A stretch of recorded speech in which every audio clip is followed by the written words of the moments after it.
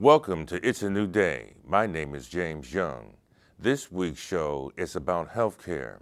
October is Breast Cancer Month. Because we had someone here from the University of Rochester talking about healthcare, I decided to just not talk about breast cancer, but to talk about healthcare in general. I hope that you will appreciate this interview and enjoy this conversation that we had. And today my guest is? I'm Candice Lucas. Thank you. Thank you so much for coming on the show. First, tell us where are you from? Are you from Rochester? Not originally. I'm originally from Brooklyn. But Okay. I've been in Rochester for quite some time. I came here to go to school. Please tell us what it is that you do with the University of Rochester. Yes, I'm the Director of Community Health Services at the Center for Community Health. That is part of the University of Rochester Medical Center. And so what we do there is a lot of the public health work for the university, and we make sure that the community engaged in the work is engaged in the work of the medical center, and that the medical center is being informed by the community on different types of research and policies that they'd like to look at. And how does your department disseminate that information? Through workshops, seminars? Well, the Center for Community Health is large. It's ran by Dr. Nana Bennett, and there are many components to it. Mine is the Community Health Services, and through there we have a number of programs and initiatives that are dealing with the community directly. So for instance, I direct the Cancer Services Program of Monroe County. This is a program that works with uninsured men and women to make sure that they get the cancer screenings that they need. When we're talking about the cancer screening, well, as you know, without getting into a political debate, if you like Obamacare and if you don't, but from, I would assume, perhaps maybe from the community of medical services, I would presume that maybe you or the medical field sees this being pretty productive because of what it allows for women, I believe the screenings and things of that nature. But would you speak about that? Yeah, well, absolutely. I mean, healthcare is a necessity. I mean, we need that. Prior to coming to the center, I worked for another initiative, and we worked with low-income workers on their finances. And so many individuals were going into financial debt because of medical bills. They got sick, and they didn't have adequate health insurance or any health insurance at all, so they weren't able to pay for those medical bills. So health insurance is a necessity. With the new Affordable Health Care Act, we are able to have preventative screenings paid for without incurring a copayment, or even if people have a high deductible. So that's something that's incredibly important to all Americans. For women, that means we can get a mammogram at age 40 as necessary without worrying about having to pay for it on our own, even if we have a high deductible plan. Same thing with our regular GYN visits. We can go in and have our GYN visit, pap and pelvic exam. I was going to say annual, but the guidelines have changed, so it may not be annual, but you know, our routine screenings.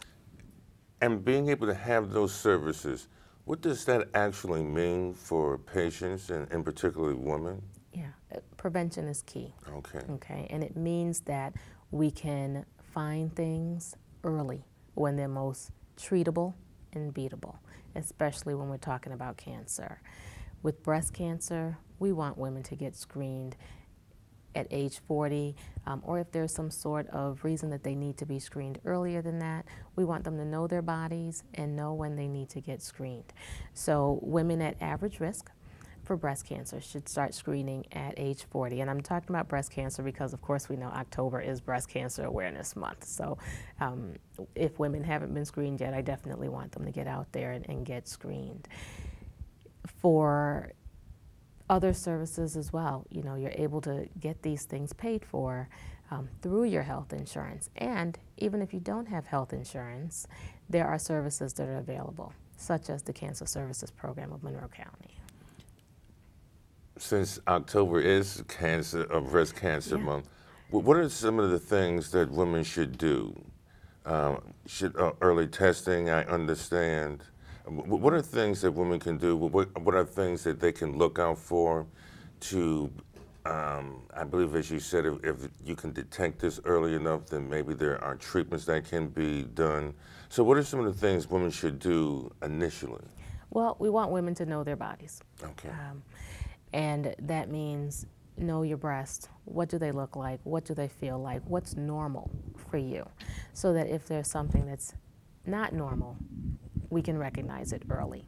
Okay, it could be a discoloration, it could be dimpling, it could be that lump that we feel that, you know, we often hear about, but we really want to encourage women to look at themselves in the mirror, not be shy about it, and know what's normal for their bodies.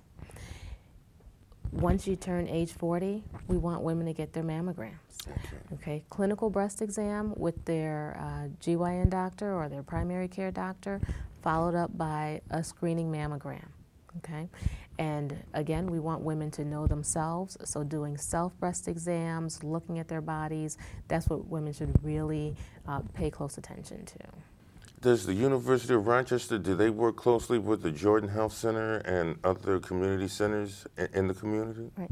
So our program specifically out of the Center for Community Health, we work with a number of clinics, doctors' offices throughout the community so that women can get the screenings that they need and not feel as though they have to go to any one particular place. Okay. Yes, Jordan is one of those places that we work with. We also work with Highland Breast Imaging and Elizabeth Wendy Breast Care, Borg and Ide, Rochester Radiology, you know, all of the mammography facilities that are there. What women do, if they don't have health insurance, they can call into our office and we will get them enrolled in our program and pay for those mammograms for them. If they do have health insurance, we encourage them to go to their doctors, get that clinical breast exam, and have their mammogram done. So that's pretty good information for women that have no insurance or health insurance to know that they can call to your office, and we'll put the number up later, but knowing that they can call and be able to get these services. I would assume that if we have a healthy mother, then this stands the chance to having healthy children. What were some of the things or the motives behind the University of Rochester developing these synergies with these health centers, or these partnerships with the other centers? Yeah. Well, the Center for Community Health, part of our mission is to make sure we have a healthy Rochester, right? A healthy community, men, women, children. And we're looking at a number of issues that affect our health. Cancer screening is one. We also look at physical activity, healthy eating and nutrition. We look at high blood pressure. We have a program that specifically focuses on that. We look at tobacco and smoking and helping people to make the decision about whether or not they should be smoking. We really want people to think about it and make sure that we are doing what's best for our entire community. Not to put you on the spot, but I had a guest come on the show one time. This gentleman is the longest surviving male that has sickle cell anemia. And I think he's in his 50s, 54, 58. But the question that I wanted to pose to you, because this is one of the things that he was stating and wanted to know, that the University of Rochester didn't have a sickle cell program that he stated. Has that changed? I'm not familiar with that. That I wouldn't be able to answer. As you know, the University of Rochester and the Medical Center is a very large organization, and we have a number of programs and do research in so many areas. So I couldn't begin to list all of those areas that we work in. At the Center for Community Health, though, where I'm working, what we focus on there is working directly with the community through research, through policy change, through education, through direct one-on-one and group education, and raising awareness of the importance of living healthy lifestyles. Okay. Well, also, when you say research, Does this involve the community? Do you use members from the community to do the research, or is this outside of the community? The research is done, and then whatever those results are, good, positive, then these are some of the methods that you use? Right. So when I talk about research, I wasn't speaking directly to clinical trials, which Okay. sounds a little bit like what you're talking about. And while the university does do clinical trials, that's not what we focus on at the center. We're looking at epidemiology, how are, you know, different chronic diseases impacting our community. How can we work with the community to help mitigate some of these things? So that's more about the research that we're looking at, evaluating the programs and the services that are out there and seeing how we can get them to be adopted by more individuals. I've also come to realize that lead paint or lead poisoning is still somewhat a major problem here in this area. Are there things that you're doing to help bring more consciousness to that? Maybe even to some of the paint manufacturers, that the health risks that this is imposing?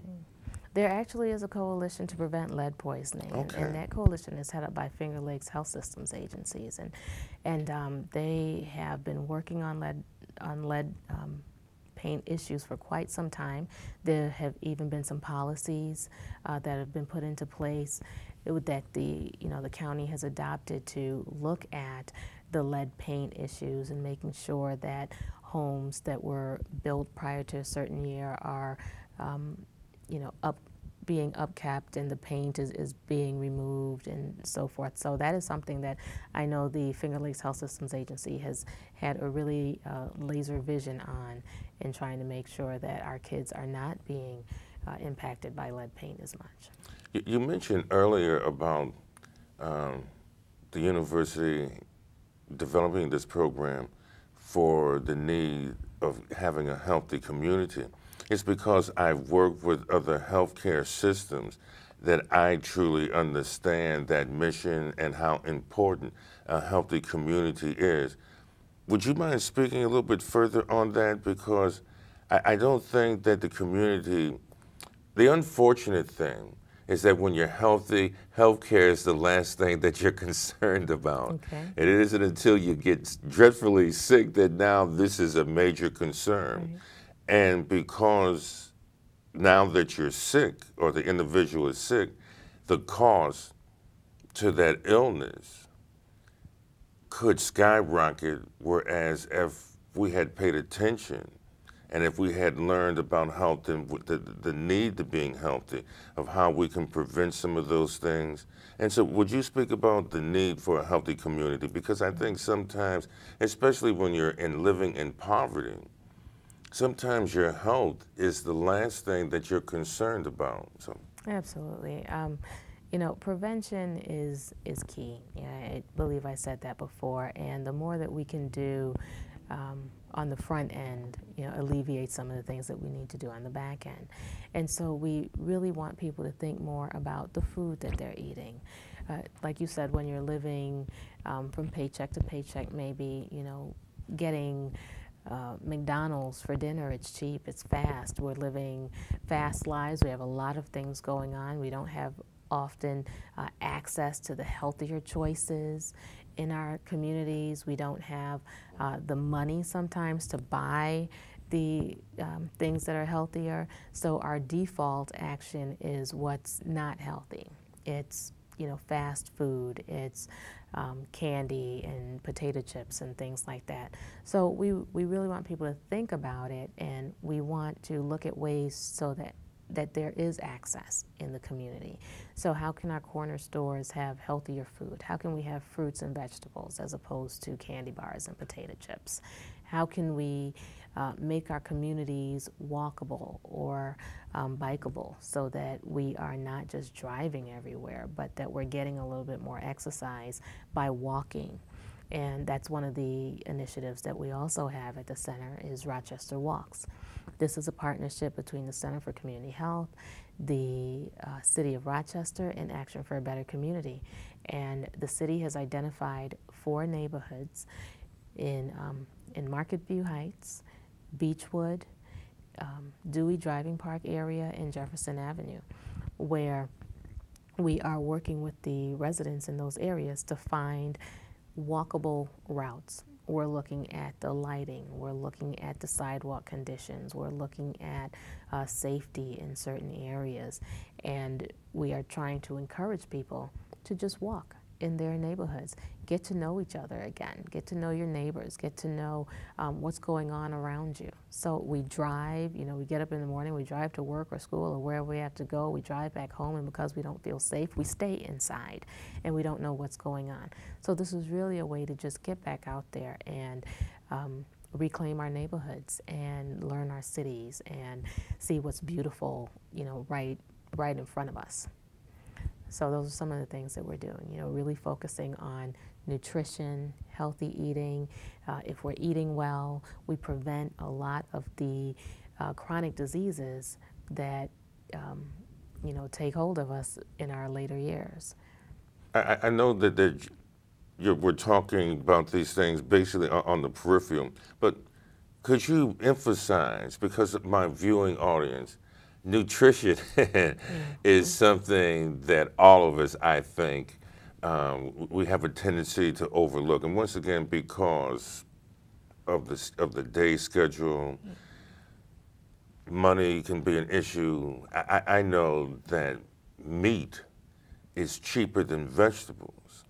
When you said trying to influence the corner stores to put vegetables in there. When you said that, I just ran through my head, and I was thinking about many corner stores that I've seen in the neighborhood, and there's not even a can of vegetables in there. So how do you begin to make that kind of influence? But before you answer that, let's go back to talking about nutrition, because I don't think families truly understand that eating poorly, the impact that this will have on you. And the other reason why I'm talking about this as well, because if we don't take care of ourselves, then this is what escalates the rising cost of health care. And somebody's got to pay that bill. Yeah. So if we can begin to take better care of ourselves, then we drop the rising cost of healthcare. And one of those things is with nutrition. Right. You know, so you mentioned eating poorly. And sometimes it's not even eating poorly, right? It's, we've grown up eating certain foods all the time. You know, I love macaroni and cheese and fried chicken, and, you know, so it's not necessarily eating poorly. We think that's a good, nutritious Sunday meal. So looking at how we're preparing some of those things can be the difference as well. How much salt are we using when we're cooking? How large are our portion sizes? I mean, our plates don't need to overflow, right? So, I mean, looking at portion sizes and, you know, what are we preparing food with? How much oil are we using? You know, what other things can we substitute for that? Because we don't want people to think that eating healthy doesn't mean eating good, or that your food doesn't taste good, because that's normally what we hear, especially from kids, is that, you know, well, it doesn't taste good, and, you know, what do you mean? So there are ways to make food taste good and still be good for you. And so that's another program that we offer out of the Center for Community Health through our Healthy Heroes initiative, where we teach parents how to cook with their children so that the foods are healthier but still taste good and easy to make. Because that's the other thing, a lot of people think that it takes a lot of time, you know, to prepare a good meal, or it's not easy to do. And so there are ways to do that easily. So, you know, definitely talking about our communities, I know what you mean. My family's from Trinidad, and so, you know, we like our curry chicken and peas and rice and, you know, stuff like that. Well, the reason why I also you know, mentioned that, I would hate somebody to tell me I was eating poorly. You know, that's some good stuff. But how can we prepare it differently so it's just a little bit healthier? I noticed too that in my family in particularly, we eat a lot of fried foods. Everything is fried. So I know that that can have an impact on one's health as well. Can we also go back into now talking about perhaps maybe the monetary part of healthcare? Because as I said earlier, if we don't take care of ourselves and if we just keep going, and then when we finally wait till there's an emergency, and then we go to the emergency room, and now these costs are escalated, um, and then what happens, the uninsured and the poor, because of these costs, really find themselves in jeopardy because it almost seems that sometimes that these healthcare providers won't see you, even though I mean you could be sick as you want to be, but if you don't have the ability to pay, there have been some medical facilities that just turn people away. And what I would like to be able to talk about, maybe if people understood the cost that is associated with healthcare, and if we can keep those costs down, Yeah. then that changes the dynamics of healthcare. And you said it, there's absolutely a cost associated with healthcare, and if we're not taking care of ourselves early, or we're not doing things that we need to do for prevention reasons, having our annual checkups or routine checkups, you know, however long they need to be, doing our screenings, eating well, you're right, we end up in the emergency rooms where things are a lot more expensive. Or, you know, individuals that, for whatever reason, can't afford health insurance or don't think they can afford health insurance. You know, there are a lot of agencies out there that want to assist people, and I think part of it is getting the awareness out there about where these agencies are and what they do. And so I'll just go back to our program for a minute. The Cancer Services Program in Monroe County, what we do is pay for cancer screenings for women 40 and older and men 50 and older that don't have health insurance or don't have adequate health insurance. So this could be someone who's self-employed. It could be a barber. It could be, you know, a hairstylist that they don't necessarily consider themselves underrepresented or you know, a lot of times we talk about poor, you know, low socioeconomic status. They may be making a good penny, but can't afford health care. This program is available to them. Okay. Okay. And so they can still get their screenings and not have to worry about finances being a barrier to that care. Okay. And so we work with a number of different organizations that we can refer people to depending on their need. And I think that's probably one of the most important things for people to know is that Rochester is such a caring and giving and supportive community. There's a lot out there if we just, you know, ask, you know, just reach out and say, you know, this is where I need some assistance. Who can help me? We can get people the assistance that they need. And even if it's enrolling for health care, you know, sometimes you may be denied one time. You know, we know that applying for some of the health insurances are not always easy, but there are navigators that are there to help people through that process. So with the Affordable Health Care Act, it's not going to be the elimination, you know, of everybody being uninsured. There will still be some people that are uninsured, but we also know that just because people have health insurance, it does not mean that they are taking advantage of it and seeking health care as they should. So we still want to encourage people, even with health insurance, to take advantage of that, make sure they're getting their routine doctor's visits, make sure they are getting screened, make sure they are doing other things to help them live healthier lifestyles, eating, exercising. Are there certain tests, are there certain things that we should prepare ourselves for? I'm assuming, should we check for hypertension or high blood pressure, sickle cell anemia? Are there different tests that we as individuals should just take across the board to try to maintain a healthy balance? Absolutely. You know, you mentioned hypertension. That's known as the silent killer, right? There aren't any symptoms for that. And African Americans are more likely to have high blood pressure. So one thing we tell people is that you need to know your numbers. All right. I think that's probably one of the first things you do when you go to your primary care doctor is that they, take your blood pressure. And there are initiatives going on right now through the Center for Community Health and also Finger Lakes Health Systems Agency, where individuals are there to take your blood pressure and let people know what their numbers are. So that's what we want people to know. 120 over 80, that's the blood pressure that you want to be at or below. Okay, above that is higher. So you want to take steps to bring that down, and you want to work with your doctor on what those steps should be. People should know their numbers.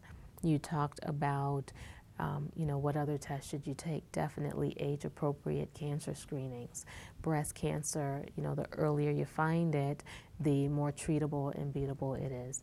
At age 50, we encourage everybody to get screened for colon cancer. And I'm going to underscore that, especially for men. Get screened for colon cancer. Okay. We also want men to get prostate checks. Okay. These are two cancers, again, that are, found early. Colon cancer is preventable because with the colonoscopy, they can find those precancerous polyps before they turn into cancer and remove them. So you don't even have to worry about that. However, colon cancer is the second leading cause of cancer-related death in the U.S. So it's baffling as to why so many people would be dying from a preventable cancer because they don't get screened.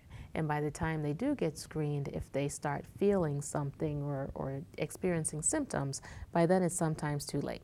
So that's what we try to tell people is don't, oftentimes people say, well, I don't feel anything. It's not broken, it's not bleeding, I feel fine, so I am fine. Not necessarily. Get to your doctor, do your routine checks with your doctor. I can't stress that enough that we need to have a relationship with our doctor. But we also need to be educated.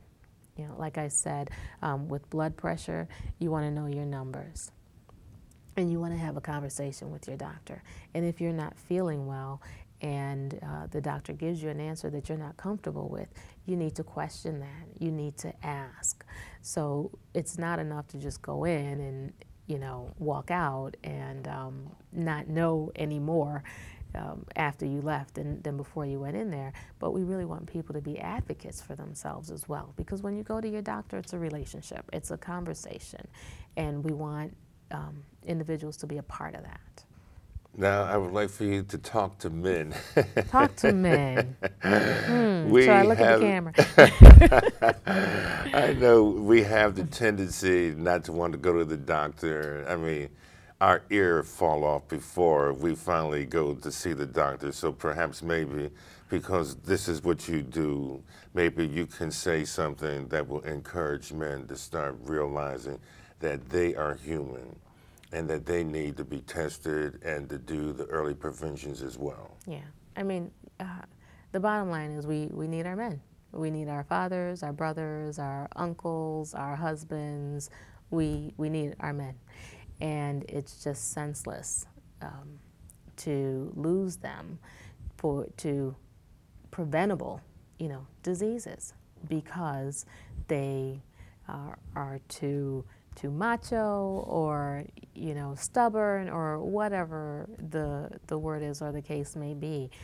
But that is our hardest population to reach, especially with colon cancer screenings. If you've had a colonoscopy, it's a, a scope that goes in, and we have a lot of men that just say, forget it, I'm not doing that, nothing's going in there, period, done. But it's not that bad. And I say this, I haven't had a colonoscopy, but from what I hear, the prep part of it is probably worse than the actual exam itself. Mm-hmm. And the exam it's one time, and we can get it done and we have the peace of mind. Now, there are other ways to screen for colon cancer as well. There's an at-home test called a FIT kit, F-I-T, and it's done in the privacy of your own home using 2 stool samples, and you send it into a lab. And then the lab can check to see whether or not there's blood in the stool and if you need to come back for additional screens. Okay. So that has been something that has been preferable for men, and we encourage that because any screening that they do is better than no screening at all. And same for women. You know, women should be screened for colon cancer as well, but it's just a little bit more difficult to get our men screened, especially our African American and Latino men screened for that type of cancer. Well, maybe we can have the university do some research to find out why that is. Because I know I'm a horrible patient, and I'm so bad, and I mean, I'm just now getting around to do all this stuff. I will say this, though, getting the prostate cancer, the prostate exam, that is not fun. You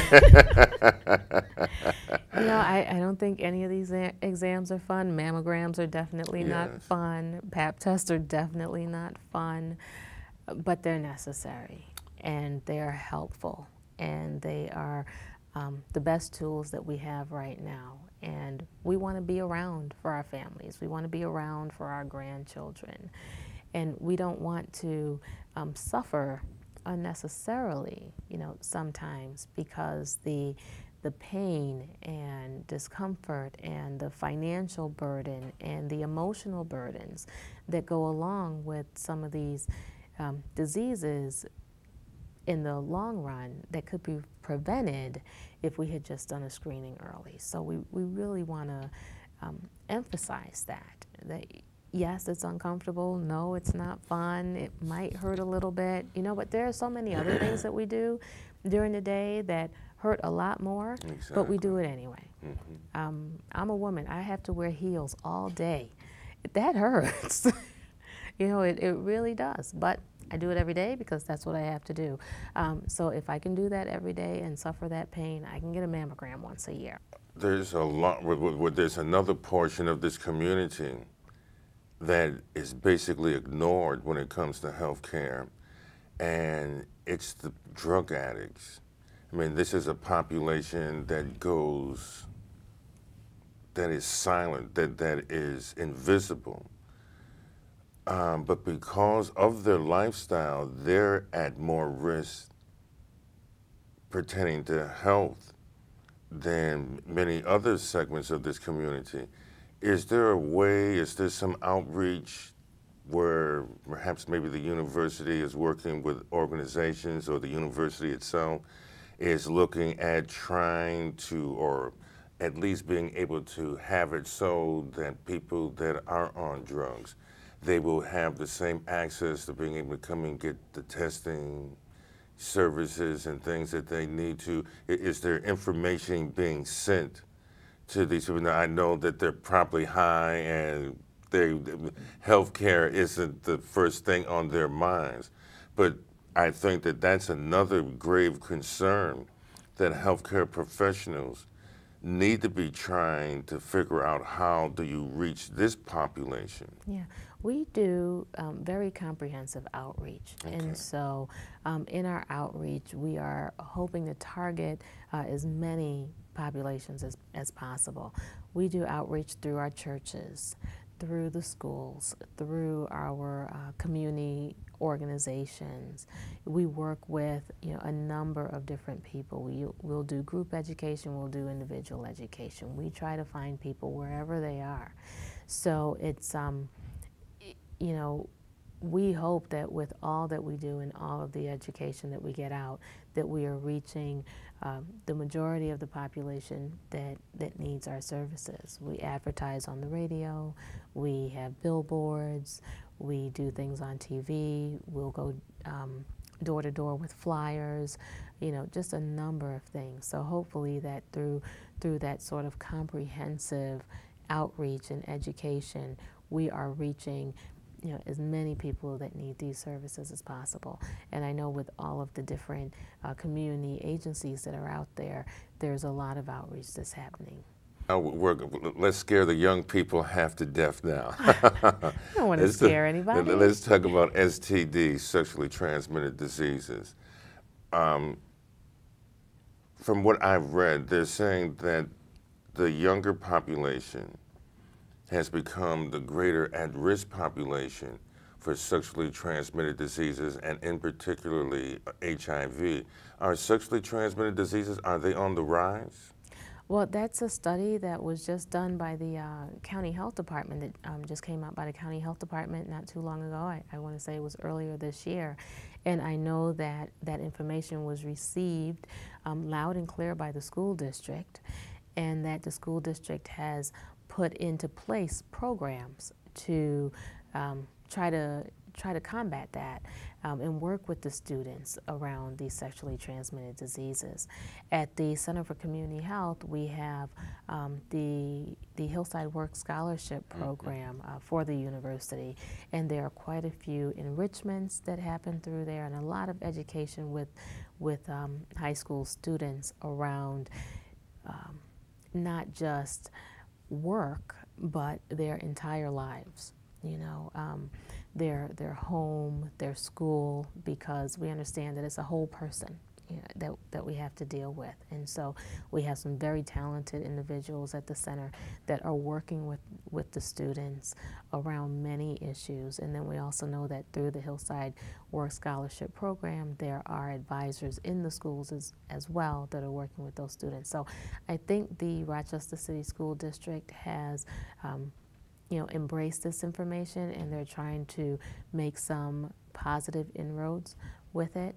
And we're also looking at, you know, definitely working with parents and what role do the parents play as well in the lives of their children. Is HIV on the rise? Is it coming down? Where are we with HIV now? Yeah, I don't have specific numbers on HIV. That's not one of the areas that we work with specifically. We do partner with AIDS Care in Rochester when we have those type of questions and issues. We also work with them on quite a few community events, so they will have free HIV screenings, and we will also have, you know, cancer screenings and other health education for individuals right in the community. We do a lot of things right at barbershops, at beauty salons, you know, right there in the community, so it's easily accessible for all. Do you have anything, any programs or outreach pertaining to drug use or drug intervention or prevention? None that we have at the Center for Community Health. However, like I said, the university is a medical center, is very large, and there are a number of different programs that are going on at the medical center. Because, I mean, we definitely have a serious drug problem and have had one for years here. And I think that one of the things that we do need here is, because I believe that the drug sickness is just as bad, if not worse, as a cancer or any other kind of affliction that one would have. And we can see, just like cancer, prostate cancer, especially when African American men don't go get tested, how this is devastating a community. And by the same token, I look at these drugs. These drugs are definitely devastating a community, and the unbelievable risk, health risk, that is associated with drug use. And I was just wondering if there's anything that the university does to really highlight that. I don't know what the motivating factor is for people using drugs, but I would like to believe that if we had more knowledge, if we knew the damage that these things could do to us, I don't know if that would be enough to be a deterrent to stop people from getting in that type of behavior. Yeah, you know, I know that addiction is a very powerful thing, and you know, talking about drugs and the epidemic and the you know, ravishing of our communities is probably enough for a whole other interview segment, you know, but there are a number of, you know, Rochester, we're so fortunate here because there are so many coalitions that are working together on some of these issues. You know, and the university plays a large part in many of the coalitions that are out there. So I would not doubt that there's someone working on an issue like that, but I don't have that information today. What are some of the things that we should be saying to a community? Now, we talked about earlier about how we know we need the testing, early testing done. Yeah, definitely screening for cancer. Yeah. I would assume gathering information. How does someone go about, if I'm sitting home, I'm out of work, and I mean, how does that information come to me? How do I go about gathering information? Is there, because we don't see enough of it on television, and if you're poor, you may not have cable. The places that you're going to may not have bulletin boards where you can see notices there. How do we disseminate information almost to a population that it's hard to get information to? Yeah, it is hard, but we keep trying, and we try to turn over every stone. So the faith-based community has been integral in this, because we know that churches and synagogues and mosques and so forth are very important to different communities, and so we try to get as much information through those channels as possible, because, you know, people may not, you're right, they may not have TV, or they may not go to, you know, the library or something like that, but a lot of our individuals are going to church, or at least know somebody that's going to church that can gather information for them. So we use that channel quite a bit. We also work with, you know, as many community-based organizations as possible, so that they're helping to get information out. And we share information as well. So when we're going out, and we're not just talking about cancer, but we can talk about, you know, how to get insurance if you need health insurance, and what referrals do you need for that service. So that's definitely one of the things that we do through these different coalitions and collaboratives, is exchange information and ideas and see how we can best work together to impact the community. One of the things that we haven't talked about that I would like to ask you now, how do you work with children? I know that this is another population of our community that is desperately in dire need of good health care. What kind of approaches do you have for healthy children, and, you know, making sure children stay healthy? Programs, associations, or affiliations? And I mentioned that too because if there's a mother out there who may feel that because she doesn't have the finances to get whatever it is that health-wise that she needs for her child, are there services out there that can provide those services? And can you share that information where we could tell that mother how to take better care of her child, or where these services are, so she can have it, so she can take care of her child? Yeah, you know, as you talk about that, you know, we've all heard the statistics, childhood obesity is on the rise, and so that's something that we take very seriously. And through the physical activity programs and nutrition programs, we try to combat that directly. So we have one program called the Healthy Living Program for Families, or Family Fun and Fitness, where we, again, you know, engage both parents and their children in ways to eat together and play together, so that they can be healthier as a family. We know that we need to work with the adults and the child, because the child is only eating what the adult gives them, right? So we need to work on that together. So we teach them how to play together. And for adults, you know, some of those games we used to play as kids, they're still fun. You know, I still like playing hopscotch. I still like jumping rope. We just get older and forget about that stuff, but they're still fun. And when we do it with our children, it just makes such a difference. How do we cook together, again, and teach our children how to prepare things in a healthier way, and so that they grow with that behavior? So those are things that we look at as well.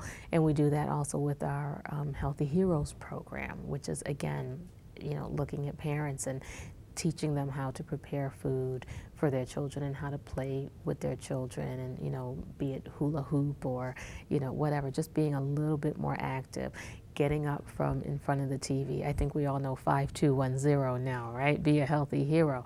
And so we really push that, and that's what we want people to do. In addition, if there's no health care, we want people to know about the options that are out there.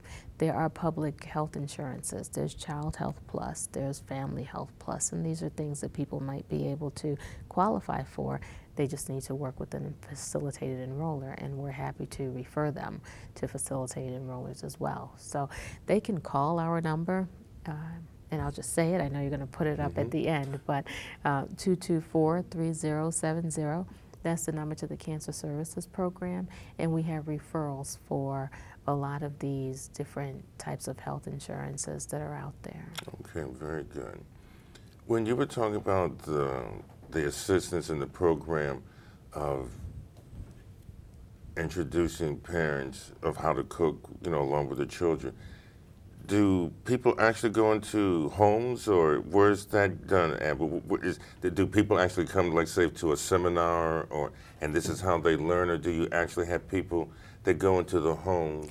Yeah, we try to go to where the people are. Okay. So we may do this at a health fair, in a park or a church or a parking lot or something like that. We'll do it in a school, at a PTA meeting or an open house or a school health fair. Wherever we can gather, people, we will go, and we will try to teach them whatever it is they want to learn. Okay. Yeah. Well, I think that's a pretty good service there.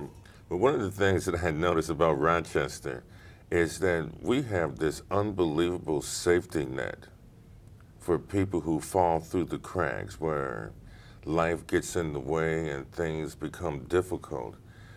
We really have some services here that can help people through some very difficult times. And I know the University of Rochester has been a staple in this community for many, many, many years. And I know that we have got to be thankful for this particular service that is here.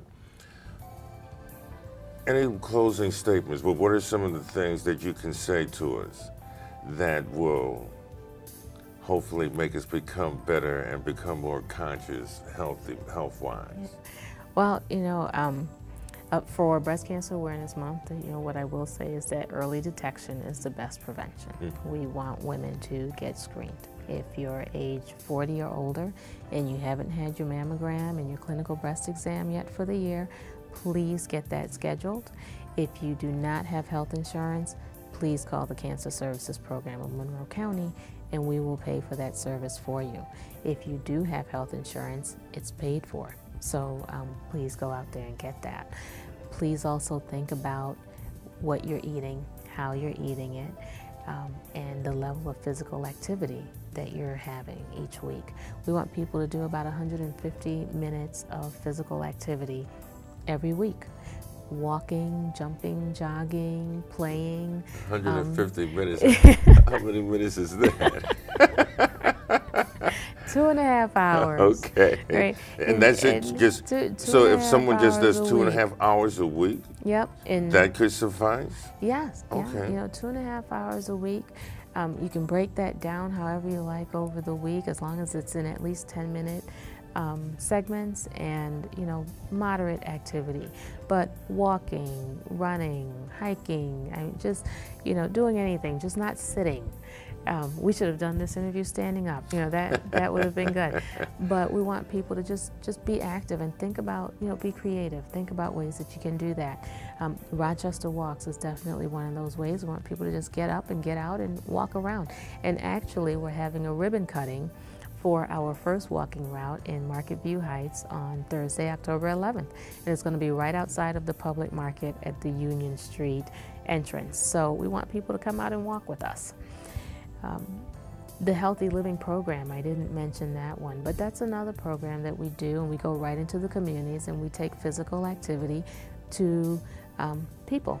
And we can do that in churches, we can do it in a community center, we can do it at a rec center, we can do it in a large conference room. Wherever we can have the space to get enough people together, we partner with the YMCA, and they have certified trainers that will come right to your neighborhood and get you going with some physical activity. So we just want people to think about, how can we make Rochester a healthier community? How can we help you live healthier lifestyles? By living healthier lifestyles now, we prevent a lot of the diseases that hinder us later. Do you do health fairs? Yes, we attend health fairs all the time. Yeah, there's actually there's a health fair going on today. And there's one coming up next week on the 13th. It's a Saturday, and it's going to be at Grease Ridge Mall, and we will be there. Okay. Yeah. One last question pertaining to the healthcare fairs. Can you tell the community what goes on at these healthcare fairs and why they need? And I'm assuming that this is free. Health fairs are free. Yes. They're free, and they're prevalent throughout the summer. And it's just a way to get information out to the masses in a very efficient and quick way. But what we always try to do is have people walk away with something tangible. So if we can actually do a screening at a health fair, if we can get your blood pressure taken, we can answer specific questions for you about your health. We try to do that at health fairs, and it's not just the University of Rochester or the Center for Community Health, but it's a number of agencies that get together to do these health fairs. Okay. Now, would you please give us your phone number and your website and how we can have people contact you? Absolutely. So it's the Cancer Services Program of Monroe County. Phone number is 224-3070, and our website is getscreened@urmc.edu. That's GetScreened, GETSCREENED @urmc.edu. Okay. Now, when they call, is this just for cancer screening, or can they call you and get information to other things that we've talked about in the show? They can call, that is the hotline for the Cancer Services Program of Monroe County, but we can also give referrals for other if they need to enroll or find out about some other medical insurance, we'll definitely give referrals for that as well if they're uninsured.